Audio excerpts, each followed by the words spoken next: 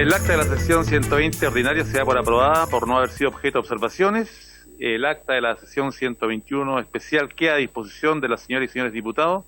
Y vamos a seguir entonces con la cuenta. El señor secretario dará lectura de esto. Señor Presidente, hemos recibido sendos oficios de Su Excelencia el Presidente de la República, mediante el cual renueva las urgencias tanto en el proyecto de comercialización de la leña como en el proyecto de portabilidad eléctrica. Simple en el primero, suma en el segundo, tal cual nos anunció en su oportunidad el señor ministro Juan Carlos Llobet. Esa es toda la cuenta, señor Presidente. Gracias, secretario. Se ofrece la palabra a los señores diputados respecto a la cuenta.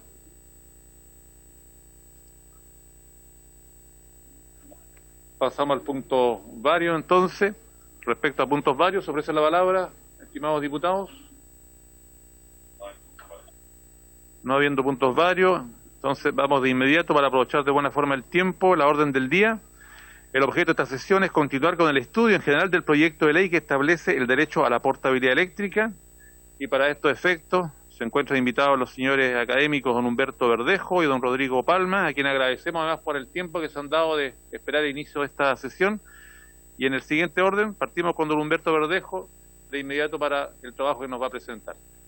Tiene la palabra, señor Verdejo. Y bienvenido a esta sesión.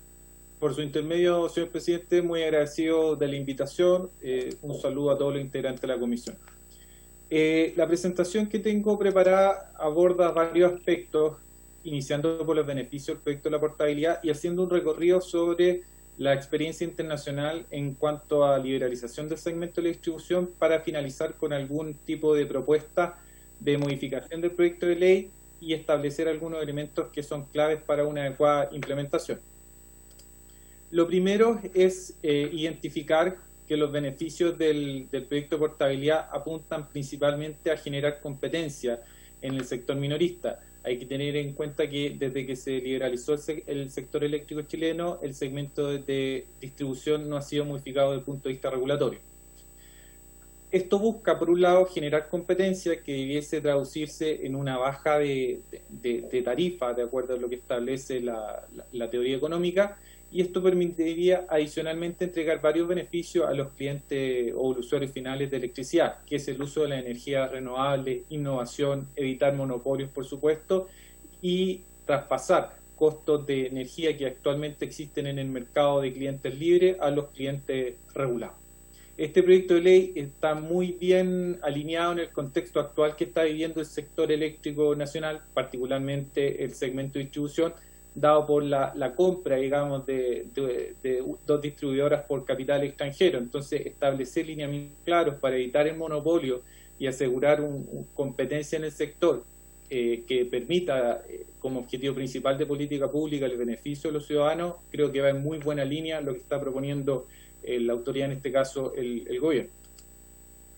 De acuerdo a la experiencia internacional, las claves para un éxito de liberalización del mercado de distribución son 4. Primero, separación de propiedad, es decir, los proveedores no pueden ser ni tener relación de propiedad con empresas de distribución. Esa es una separación estructural, digamos, que está reportada en gran parte de los países que han implementado este mecanismo. Además de la separación de propiedad, se habla de desagrupación legal y funcional, es decir, no solamente que las empresas sean diferentes, sino que adicionalmente los directorios de las empresas también lo sean. Lógicamente, en algunos casos se permite que el porcentaje sea compartido, pero de esa manera asegurar que existe una separación de propiedad y también en aspectos legales y funcionales. Adicionalmente, también separación de identidad. Eso significa que la empresa de distribución y el comercializador deben tener nombre y logotipos para que así quede bien establecido la separación estructural desde el punto de vista de las empresas, de su funcionamiento, pero también cómo lo ve el usuario final de electricidad. Y por último, un periodo de implementación y monitoreo continuo. ¿Esto qué quiere decir? Que la liberalización no se ha llevado a cabo en un periodo corto de tiempo, sino que lleva años en los cuales la autoridad tiene que ir monitoreando que exista competencia, que se cumpla el objetivo que apunta a una reforma estructural de este tipo. La competencia, entonces, ¿qué permite? Como bien se ha comentado en varias sesiones de esta comisión, se busca primero que los precios de energía bajen, es decir, que las tarifas que dé el cliente final sean más económicas que las en un esquema monopolio. Adicionalmente, mejorar la calidad de servicio desde el punto de vista de atención al cliente e introducir elementos de innovación por parte de las empresas que sean elementos diferenciadores que permitan de una u otra forma incentivar el cambio de proveedor en el contexto de que exista la figura del comercializador en el segmento de distribución. La literatura también reporta que existen barreras. Si bien es cierto, los objetivos, los lineamientos estratégicos o principales son fuertes, existen barreras desde el punto de vista del usuario que son, primero, que el consumidor espera más que un beneficio económico, es decir, no solamente por el hecho de poder optar a un proveedor diferente, el usuario optará por otro tipo de proveedor. En segunda instancia, efectivamente, percibir ganancia monetaria. Y lo que reporta la literatura internacional es que a pesar de que los mecanismos de liberalización se han implementado con muchos años de anterioridad que lo estamos tratando de hacer o se está tratando de hacer en el segmento, la ganancia efectiva en cuanto a reducción de tarifas no son considerables. Adicionalmente, la falta de confianza. Nosotros sabemos que por todos los eventos que ocurrieron el año pasado existe un alto grado de desconfianza por parte de la ciudadanía con las empresas. Adicionalmente, procedimiento de cambio complejo. En algunos países, con años de trabajo, se han ido tratando de simplificar los procedimientos de cambio para que la alternativa sea sencilla para el usuario final y en algunos casos existe lealtad al proveedor anterior, es decir, por reticencia o por inercia, mejor dicho, el usuario final opta por mantenerse con el proveedor original. También, y aquí es un tema que a nosotros nos golpeó bastante fuerte el año pasado, digo nosotros hablando como sector, que para poder liberalizar el segmento de distribución debe necesariamente haber una infraestructura que permita medir, comunicar e informar. Y actualmente nosotros seguimos trabajando con sistemas de medición bastante antiguos en las redes de distribución. Por lo tanto, eso es un elemento clave al tener en cuenta el implementar este proyecto de ley. Además, han aparecido nuevos actores y tecnologías que están participando en el segmento de distribución y que eso de una u otra manera también puede generar una barrera si es que no son canalizados de la mejor forma posible. Actualmente no existen incentivos para la incorporación de eficiencia energética o impulso a la innovación en el contexto actual de un cliente residencial, puesto que cualquier persona que tenga paneles solares en la casa no puede vender sus excedentes al mismo precio que los compra. Entonces, eso es un desincentivo de una otra forma para el segmento, y la falta de información provocaría simetría importante entre los agentes del mercado. Es decir, actualmente tenemos un monopolio donde la información está centralizada en las empresas de distribución, por lo tanto es necesario establecer una plataforma de acceso a los nuevos actores asociados a los comercializadores. ¿Cuáles son los elementos claves para un agente comercializador? Insisto, esto desde el punto de vista de la literatura internacional, la experiencia de países que han trabajado esto durante muchos años. Primero, la separación estructural. Y eso es clave, es decir, separar el rol del distribuidor y el comercializador desde el punto de vista estructural, no solamente pensando en el giro único. Nosotros el giro único lo tenemos implementado desde mayo del 2020, pero la literatura reporta que para que esto funcione como un mercado competitivo y se logre todos los objetivos, estrategias que se buscan alcanzar, necesariamente debe haber una separación estructural en propiedad, funcionamiento e imagen corporativa. Regular los niveles de concentración del mercado de los comercializadores, es decir, que existe efectivamente competencia y no que al final del día existan pocos comercializadores que concentren la mayor cantidad de clientes. El comercializador de seguridad de último recurso, que en algunos países incluso ya ha desaparecido. De hecho, en Italia, a mediados de este año ya desapareció la última tarifa de último recurso que se tenía para los clientes que optaran a este mercado. Libertad de elección y costo de cambio del comercializador, que son barreras que son desde el punto de vista del cliente como también desde el punto de vista de la empresa o del comercializador que le dé certeza que tenga sostenibilidad en el tiempo. Medidas como eje información pública, ¿qué significa eso? Que debe existir información transparente y de fácil acceso para todos los incumbentes. El problema que tenemos uno de tantos problemas que tiene el sector eléctrico nuestro es que las personas no entienden qué es lo que están cobrando en su cuenta o boleta mensual. Por lo tanto, es muy difícil que puedan optar a cambiar de proveedor si no saben lo que están pagando.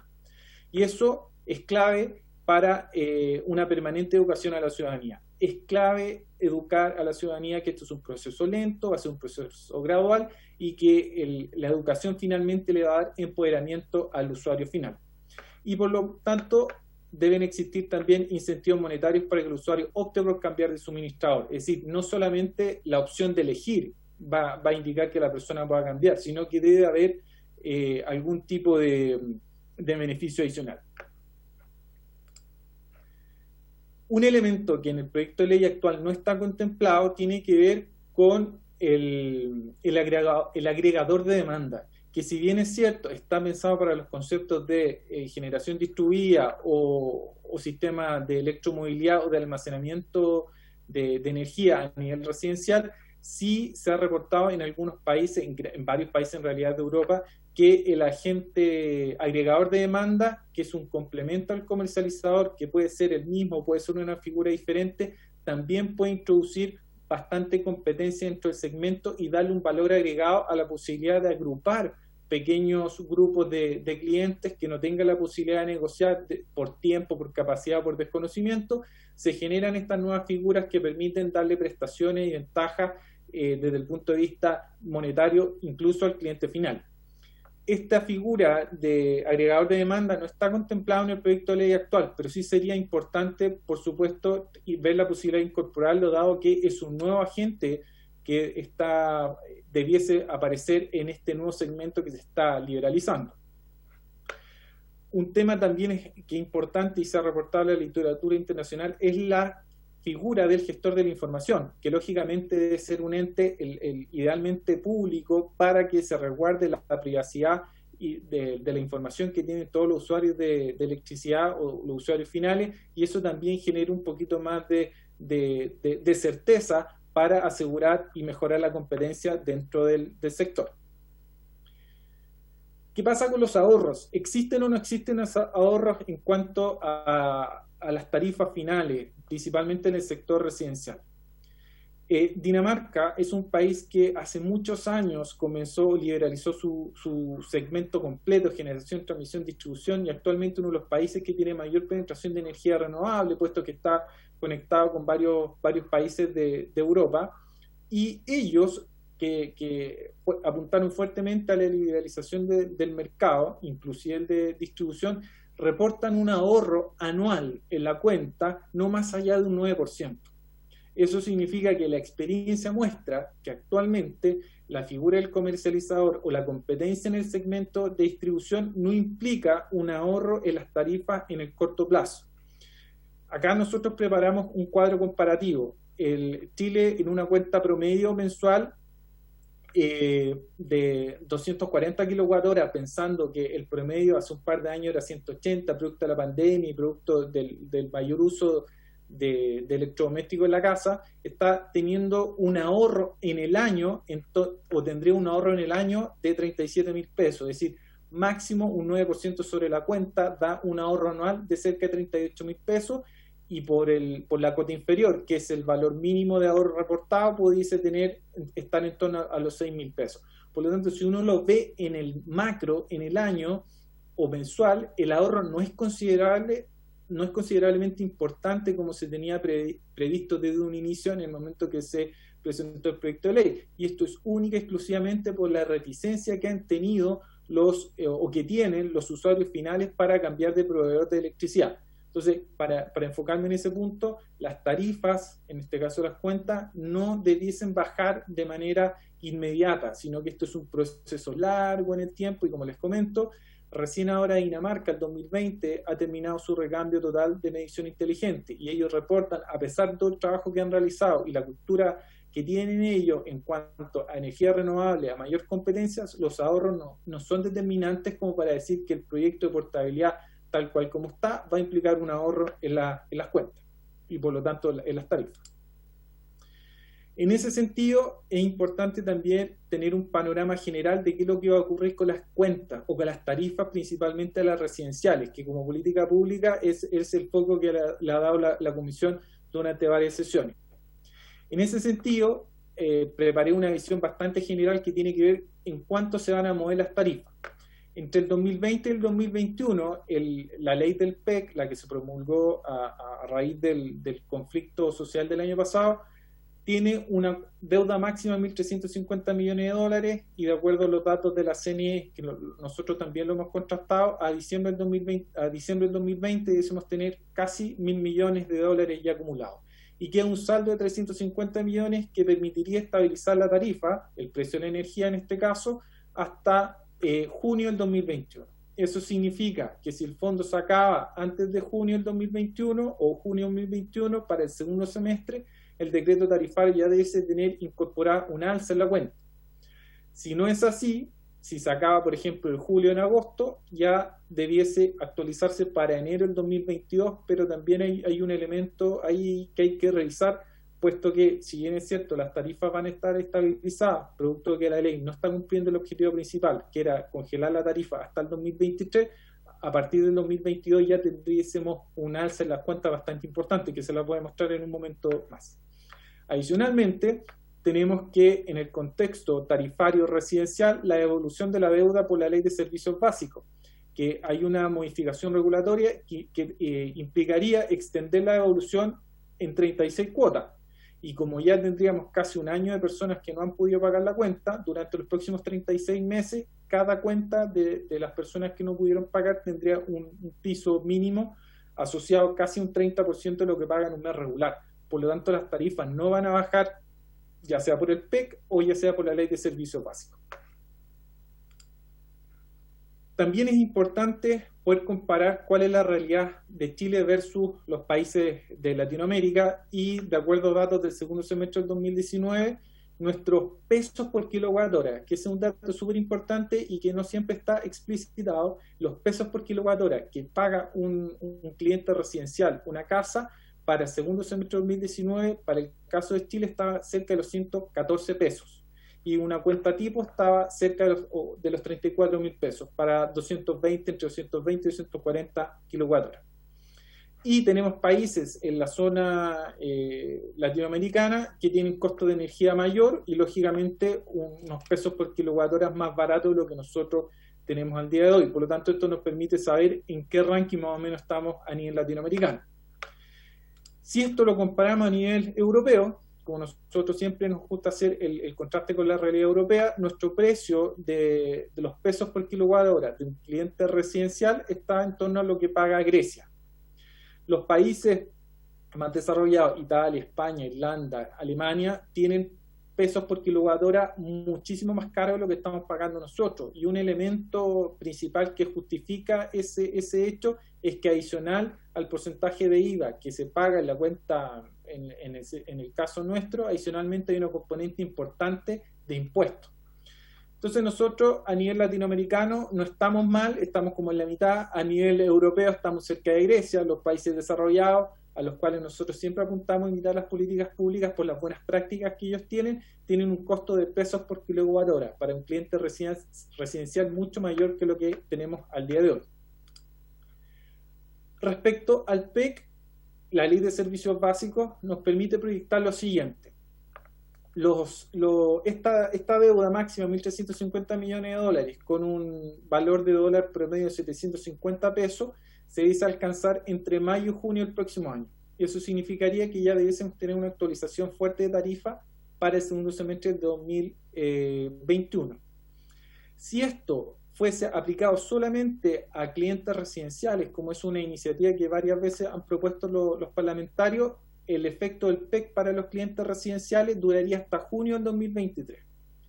Y eso permitiría de una otra manera darle un poquito más de certeza a los clientes residenciales que van a tener una tarifa controlada o regulada o estabilizada y no va a subir tanto como si es que se mantuviese el esquema de que el PEC afecta a todos los clientes regulados.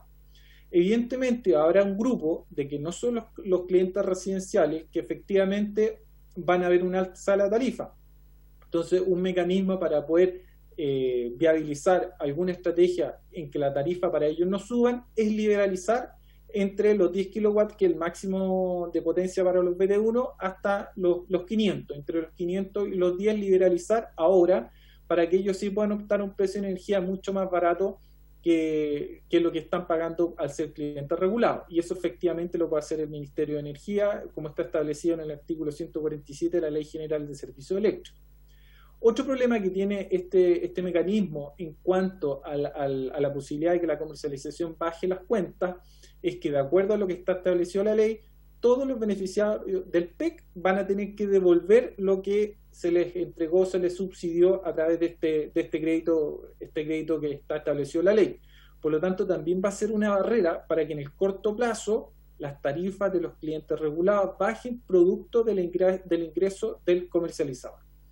Los clientes residenciales no verán una merma o una baja en la tarifa, sino hasta después del 2027, producto del PEC y producto de la Ley de Servicios Básicos.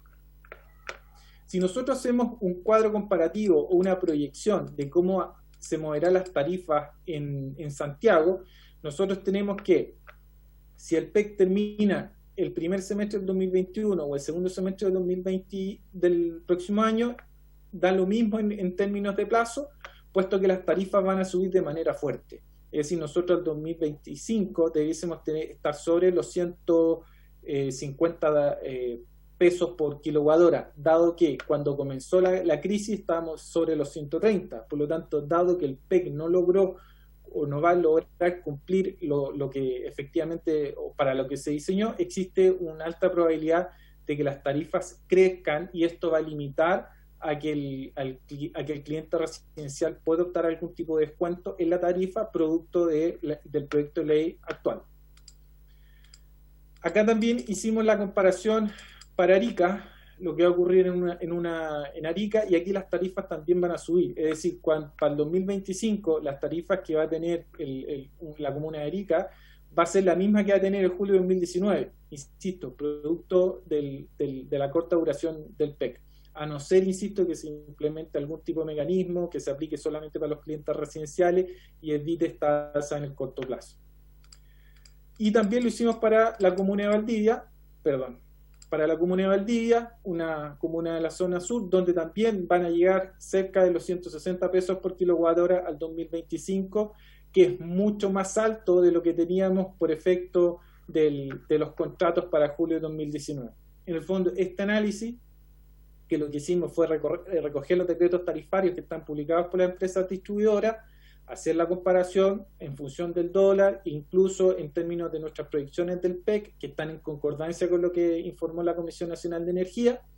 Para los clientes residenciales no habrá baja de las tarifas hasta el 2025. Entonces, hay que tratar de ponderar también y bajar un poco la expectativa que por el contexto actual que tenemos nosotros no existirá una baja en las cuentas producto del ingreso de este de este proyecto de comercializado.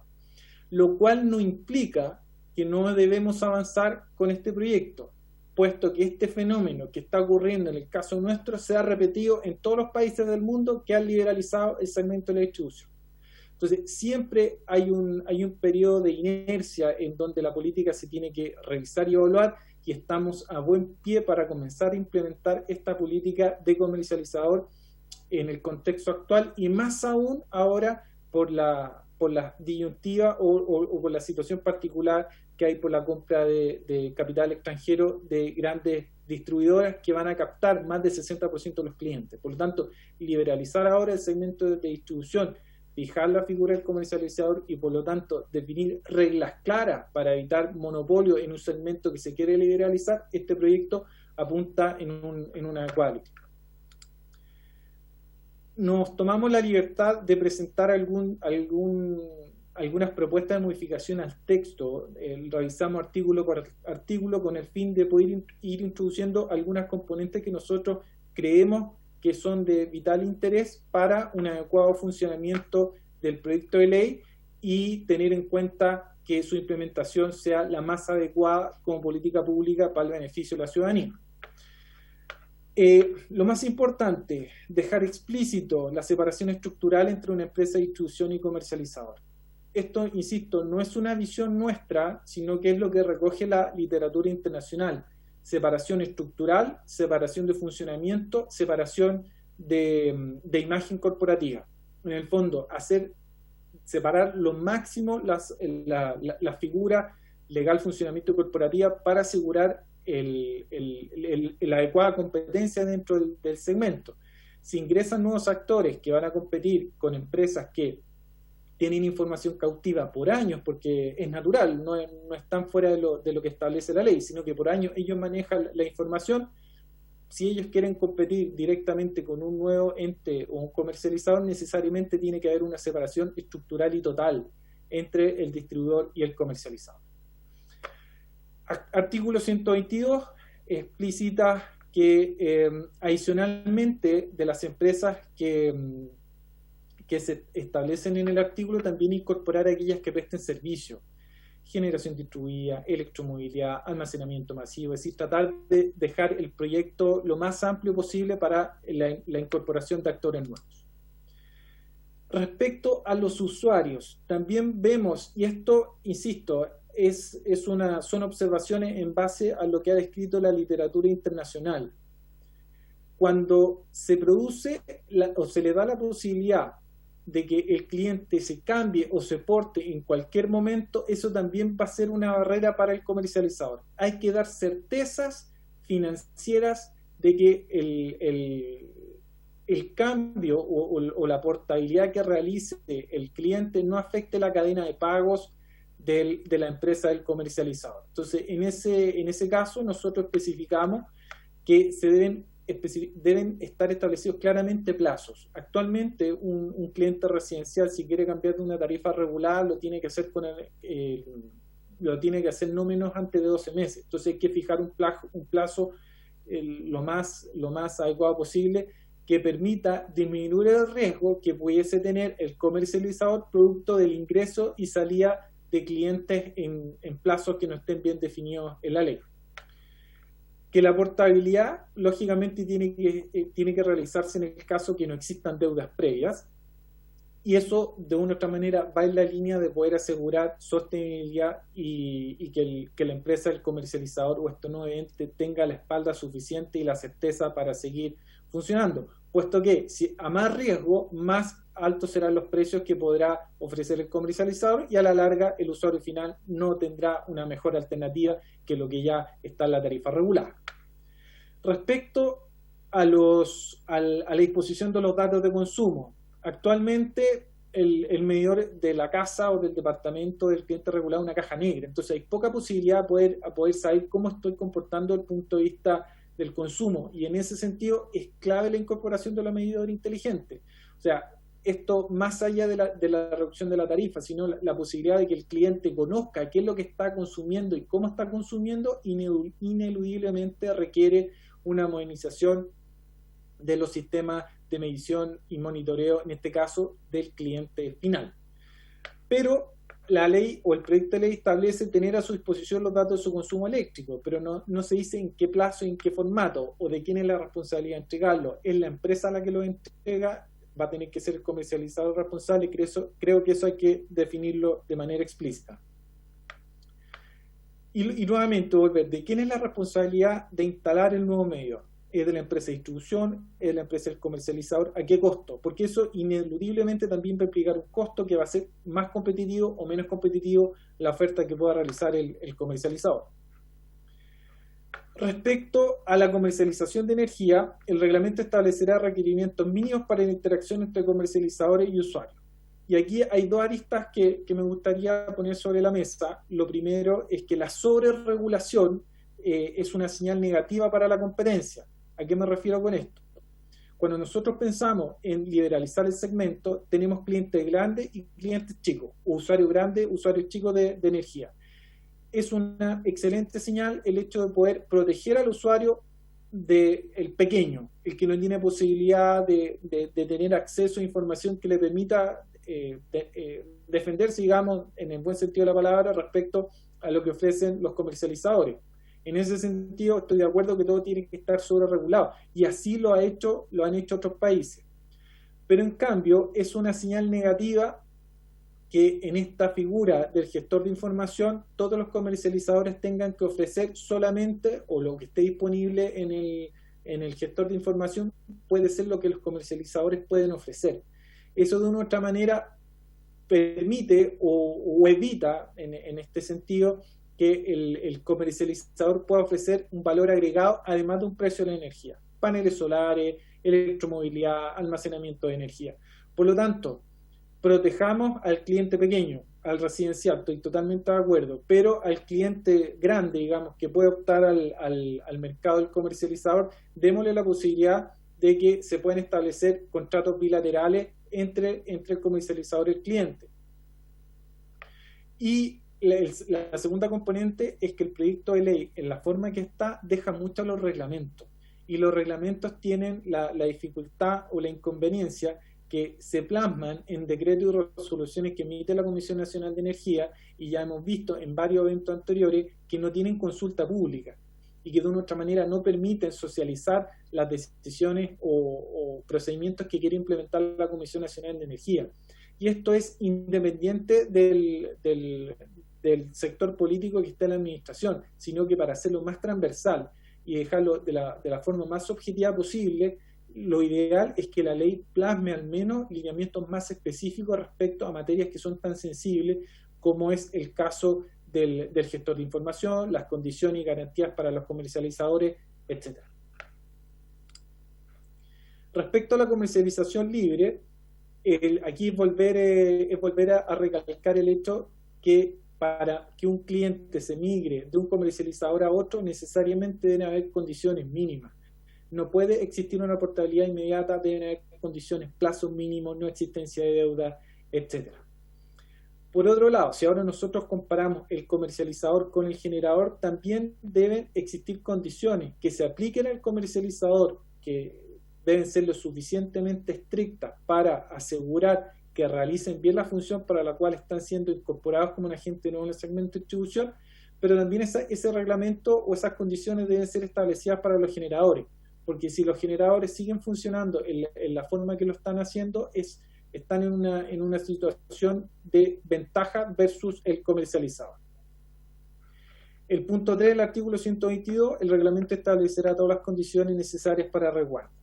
En general, que el proyecto de ley quede tan amplio al reglamento, insisto, vuelve a plantear la incertidumbre que pudiese existir para los actores del mercado.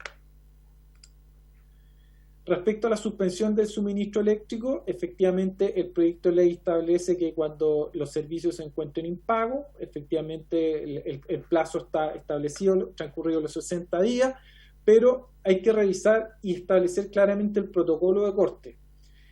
¿A qué me refiero con esto? El comercializador va a depender mucho de lo que él reciba, y el que va a operar la red es la empresa de distribución. Entonces, ¿cómo va a ser el canal de comunicación entre el comercializador y el distribuidor, dado que el cliente dejó de pagar su cuenta, para que el corte sea inmediato y no ocurra lo que pasa hoy en día?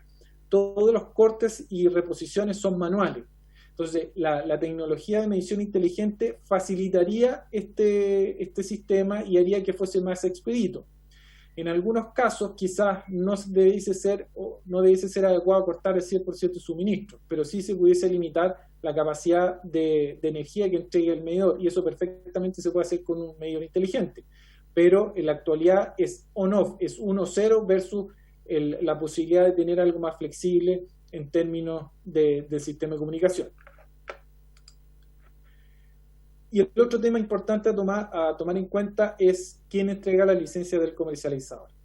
Por la característica importante que va a tener la figura del comercializador en este nuevo contexto del segmento de distribución, sería recomendable desde un punto de vista de que esto es un tema muy sensible, es decir, quién puede ser comercializador y quién no, que esto lo defina la Superintendencia de Electricidad y Combustible. Es el ente fiscalizador y es el ente técnico.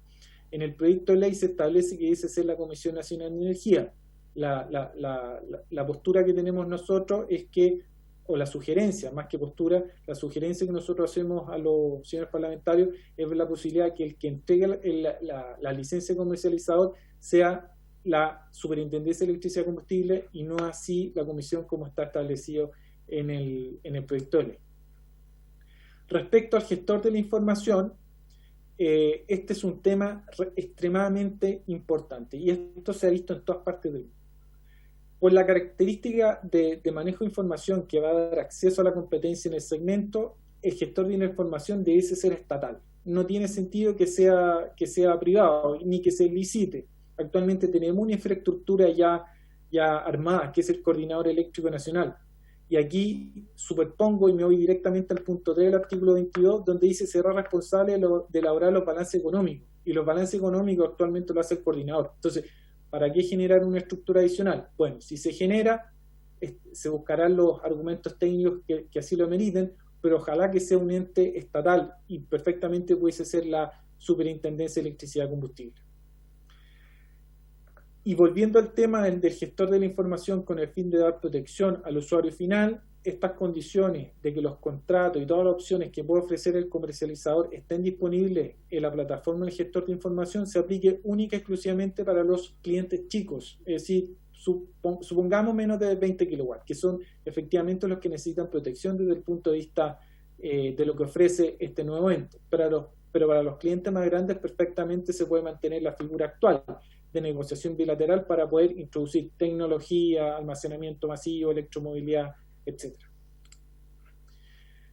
Respecto a la recolección de la información, la distribuidora deberá recolectar la información de consumo y gestión de la red. Y esto es clave en que exista la separación estructural, porque la distribuidora va a tener los datos y la distribuidora no puede tener participación en la empresa de comercialización, porque ya se va a generar una señal negativa para la competencia. Entonces la separación estructural es clave para que poder asignarle la función de recopilador de información a la empresa distribuidora. Aquí todo usuario final al sistema eléctrico nacional tendrá derecho a elegir libremente suministro de energía a través de un comercializador habilitado, una empresa distribuidora, una empresa generadora. Pero como está configurado el proyecto de ley, el exceso de regulación que se propone para los comercializadores provocará que los agentes prefieran ser empresas de generación. Y aquí es donde retomo el tema de que las condiciones en cuanto a tarifas, contratos, periodos y la posibilidad de ofrecer otros productos para un generador debiesen ser las mismas que para un comercializador, si es que estamos pensando establecer esta competencia en el amplio sentido. Agregar al 147 dos aspectos, principalmente que se puedan prestar del servicio de seguridad electromovilidad, que esto va muy de la mano con el agregador de demanda, que no solamente el consumidor sea un ente pasivo, sino que pueda hacer o tenga la posibilidad de ofrecer regulación de carga, prestaciones de seguridad y servicio, electromovilidad. Por lo tanto, hay que introducir proponemos introducir dentro del proyecto de ley las empresas que puedan prestar servicios de seguridad electromovilidad.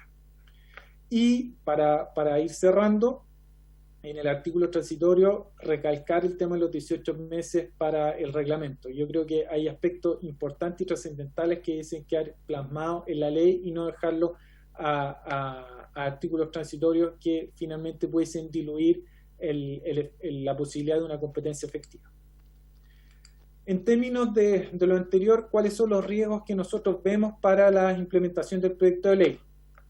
El poder de mercado en caso que actúe como comercializador una empresa de distribución. Separación estructural debe ir definida desde un inicio. Si no se hace ahora, con el tiempo va a costar mucho. Deben haber instrumentos financieros para que los comercializadores puedan funcionar y puedan hacer la apuesta en el largo plazo. Desde el punto de vista del usuario, discriminación económica al cliente, porque el objetivo es que el comercializador llegue ojalá hasta el último usuario en vez de uno, pero pudiese darse la posibilidad de que se realizase algún tipo de discriminación económica en términos de los perfiles socioeconómicos. Resguardo de la información, por eso el gestor de la información es clave dentro de esta estructura que ojalá sea un ente estatal. Entrega calidad de servicio de suministro, eso va en la misma línea de lo anterior. Poca participación ciudadana. Es evidente que en todos los países del mundo no ha habido mucho incentivo al cambio, a pesar de que existan más proveedores de electricidad. Por lo tanto, un elemento clave y un eje transversal de este proyecto de ley tiene que ser la educación. O sea, los proyectos pilotos son bienvenidos, pero para que la gente pueda optar y cambiar de proveedor, necesariamente debe conocer lo que paga y cómo lo está pagando. Bueno, y adicionalmente, lo que les comentaba, falla el mercado por riesgos de crédito, pago legal, regulatorio y liquidez de un comercializador en el caso queden bien establecidas las posibilidades de cambios sin condiciones mínimas. Claves para una adecuada implementación. La SEC debiese ser la entidad que entregue las licencias del comercializador. Introducir medición inteligente que implica los recambios tecnológicos. Desintegración entre empresa, distribución y comercializador. Lo he dicho como 5 o 6 veces, pero desde el punto de vista de la literatura internacional, esto ha sido la clave para el éxito de propiedad, de funcionamiento y de imagen corporativa. La definición estricta del gestor de información y el agregador de demanda. El agregador no está en el proyecto de ley, quizás pudiese incorporarse como una etapa inicial para la generación distribuida, pero sería bueno establecerlo en este nuevo mercado liberalizado.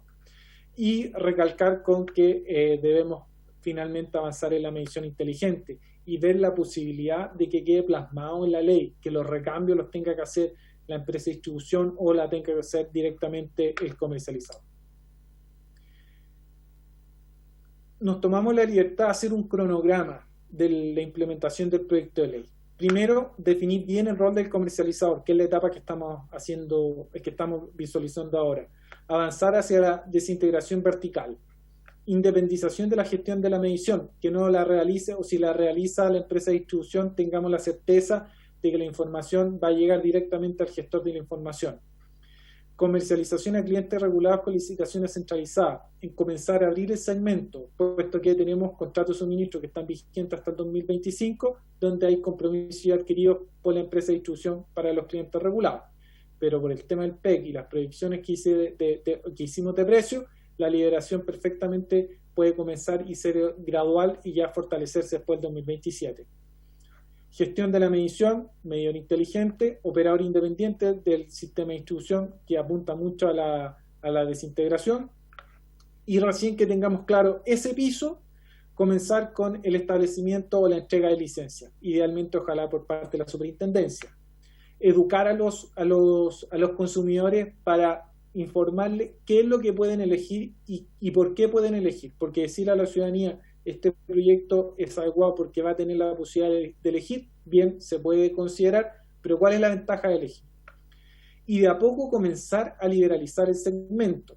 Una propuesta que nosotros traemos a la mesa es que, si bien es cierto, producto del PEC, los clientes residenciales no van a ver bajas de la tarifa, por lo menos hasta el 2030, los residenciales. Pero los regulados que están sobre los residenciales pudiesen comenzar a ver bajas de la tarifa ahora, si es que se comienza a liberalizar el segmento de a poco.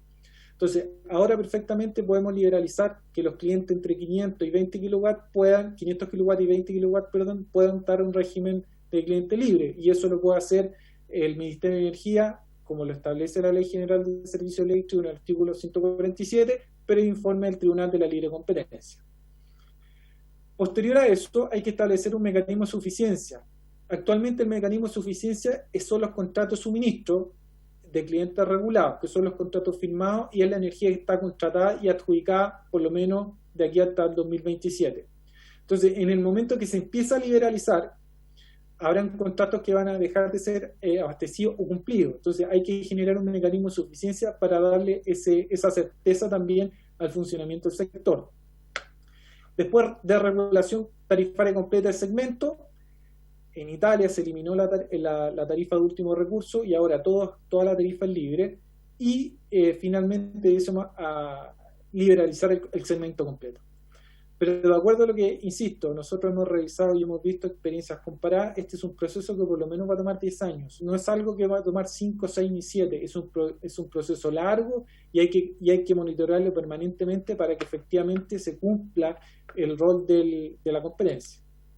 Y para cerrar, la liberación del mercado minorista no debe ser implementada de forma apresurada, y la evidencia y experiencia internacional muestra que es un proceso largo. La incorporación del comercializador no disminuye considerablemente las tarifas en el segmento residencial, puesto que hay reticencia y temor al cambio, por un lado, y en segundo tenemos la ley del PEC y la de servicios básicos que mantendrán tarifa, digamos, alta hasta el 2025. Es clave para la separación de roles lo que establezcamos entre el operador de red y el agente comercializador. La sobreregulación del proyecto no incentivará que los generadores solo incentivará, perdón, a que los generadores mantengan energía sobrecontratada y será una barrera de ingreso para los comercializadores. Y hay elementos claves que deben ser definidos en el proyecto de ley y no mediante reglamento.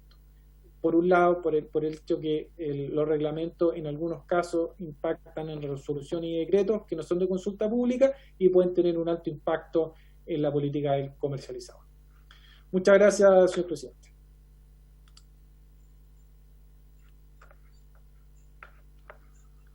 Gracias a usted, señor Verdejo. La verdad es con una exposición muy gráfica, pedagógica, detallada. Y solo ofrecer la palabra a los señores diputados, señoras diputadas. Sí, bueno. Sí, claro.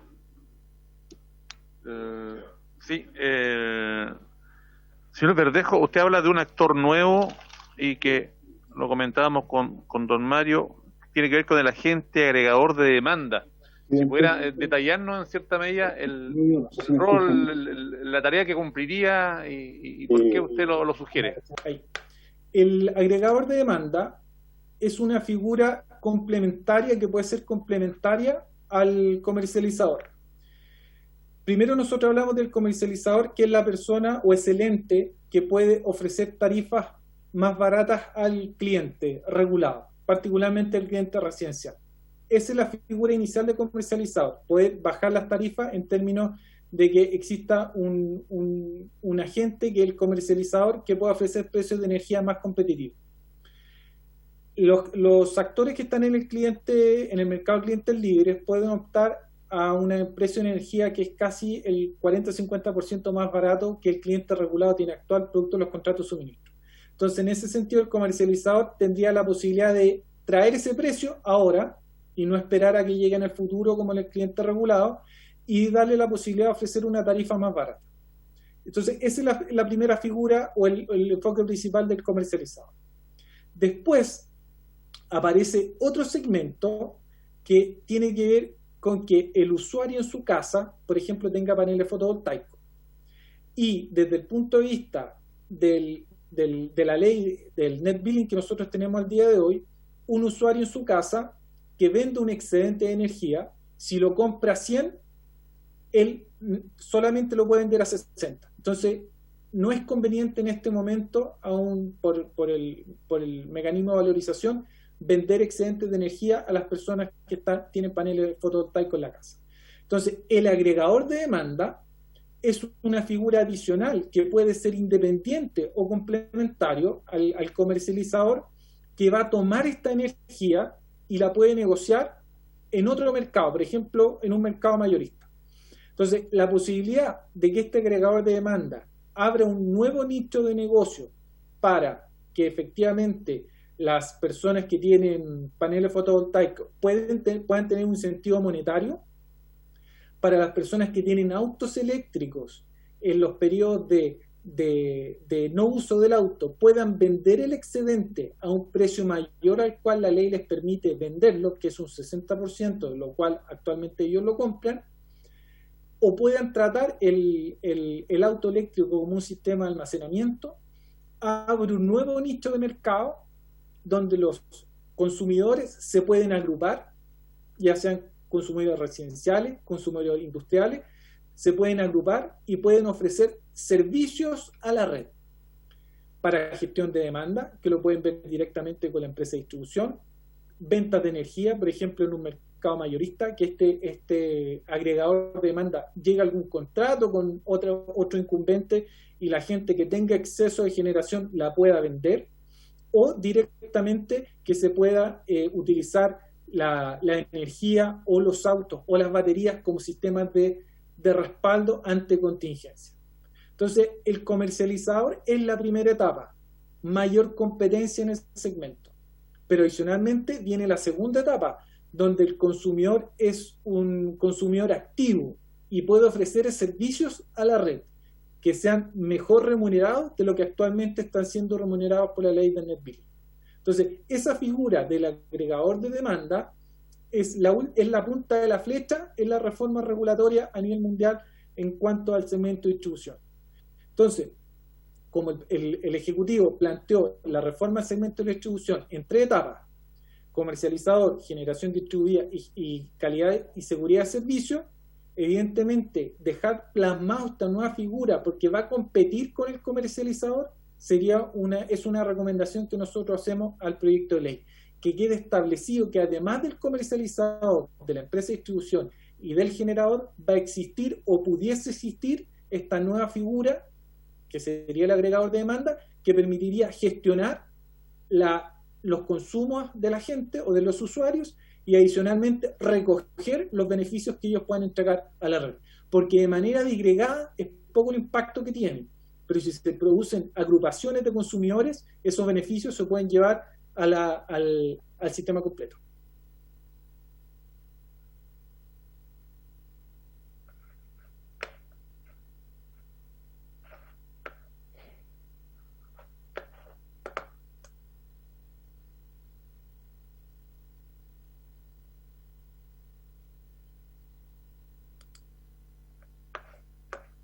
Está con silencio, señor secretario, señor presidente.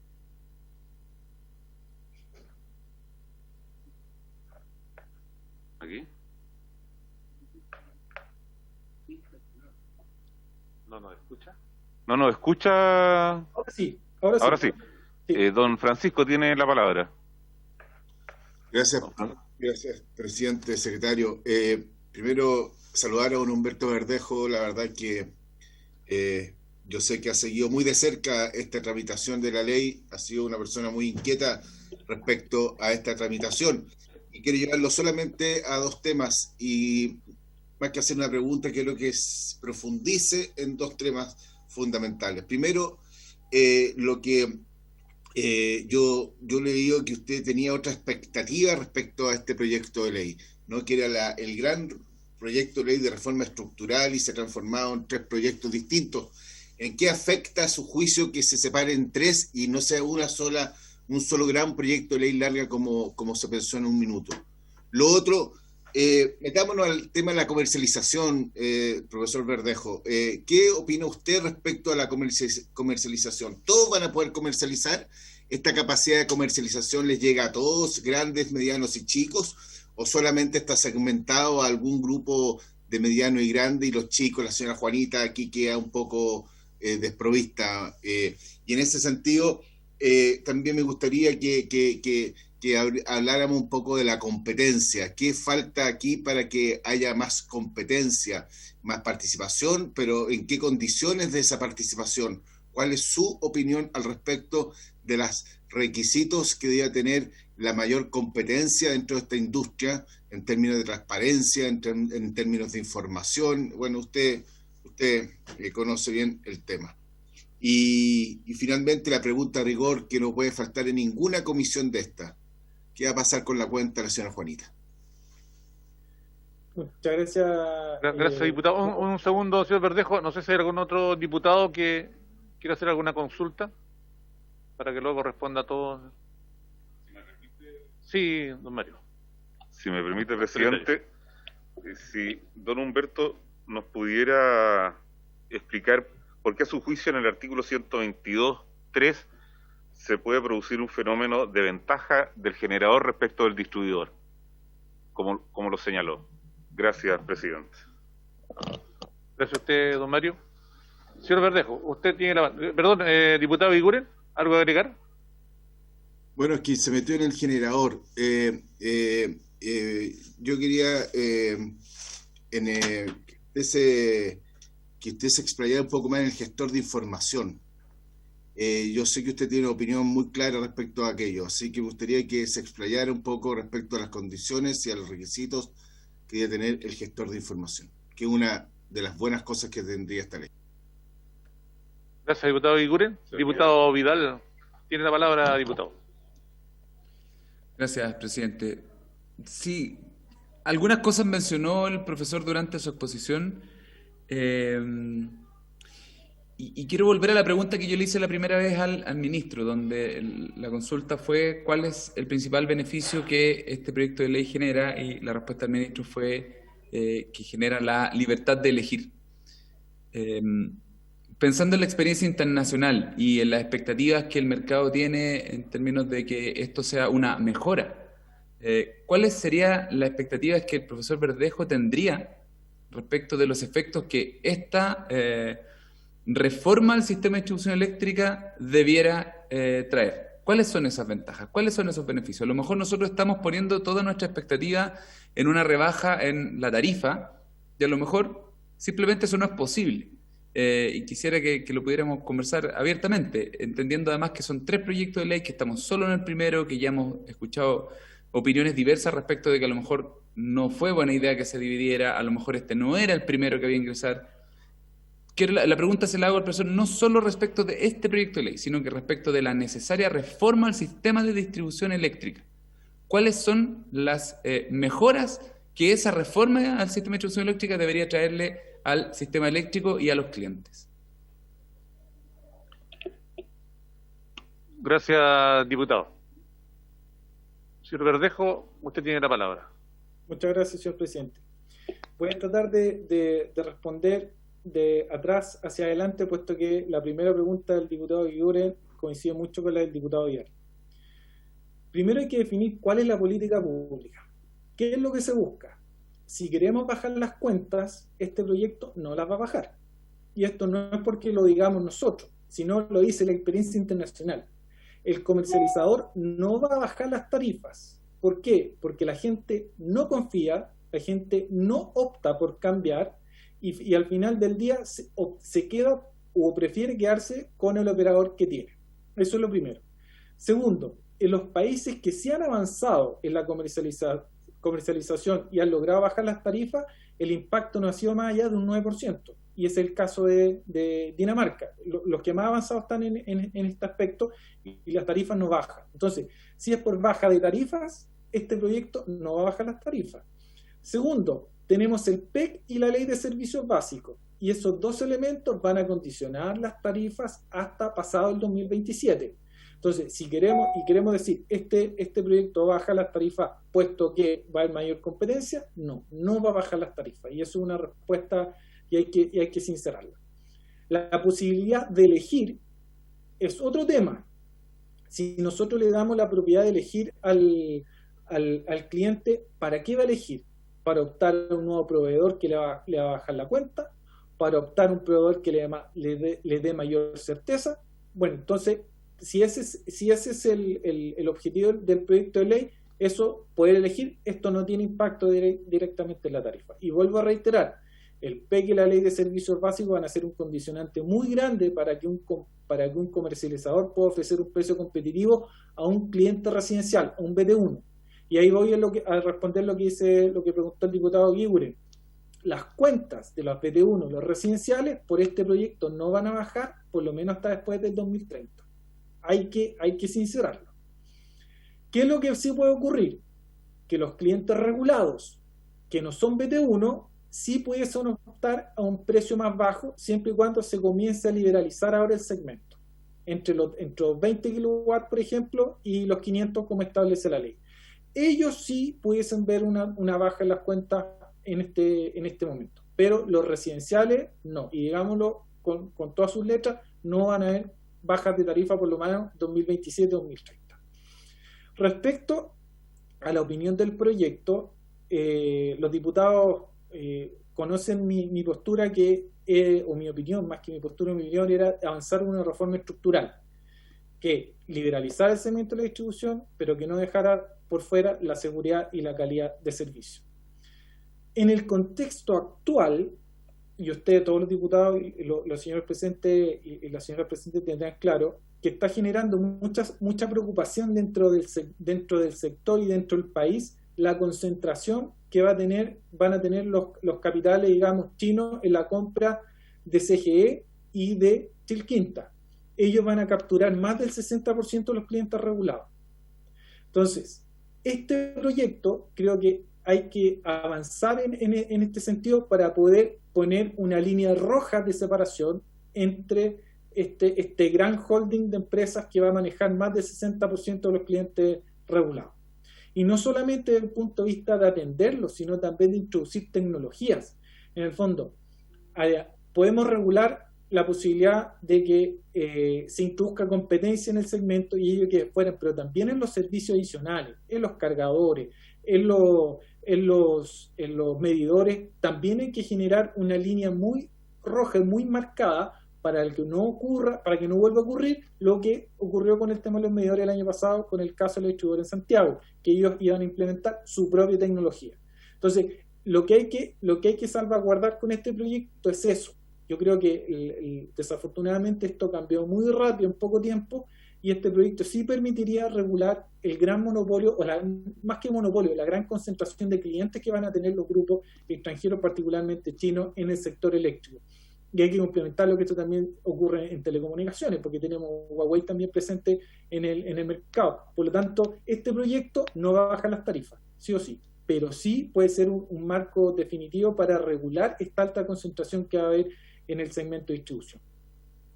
Respecto al artículo 122.3, el generador tiene competencias diferentes, o perdón, no competencias, sino tiene reglas diferentes a las que está teniendo o a las que va a tener el comercializador en el proyecto de ley. Entonces, si el comercializador lo queremos obligar a que cumpla ciertos roles o ciertas reglas, esas reglas también tienen que ser válidas para los generadores, porque si mantenemos el status quo de mantener la sobrecontratación de las empresas de generación, el comercializador no se va a incentivar y finalmente vamos a seguir funcionando tal cual como lo estamos al día de hoy.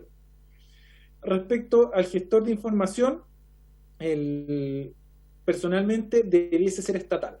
¿Por qué debe ser estatal? Porque está la infraestructura ya del coordinador eléctrico para los balances económicos que están establecidos en el proyecto, pero adicionalmente por el manejo de la información.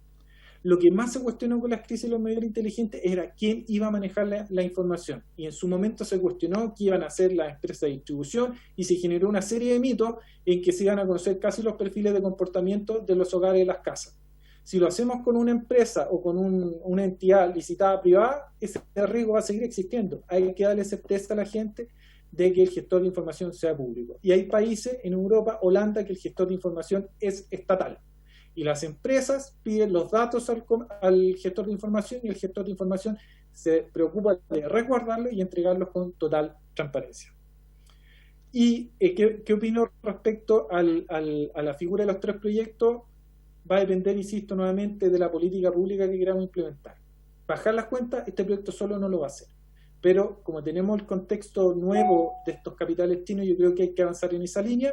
Y diputado Vidal, usted bien conoce mi opinión, a mí me encantaría que hubiésemos avanzado en seguridad y calidad de servicio en este momento, puesto que la gente va a poder pagar, en el fondo, con este proyecto la gente no va a pagar menos y va a seguir teniendo la misma calidad de servicio que tiene cuando llueve, cuando hay viento, etcétera. Entonces, no vamos a avanzar ni en bajas de tarifa y no vamos a avanzar en seguridad y calidad de servicio.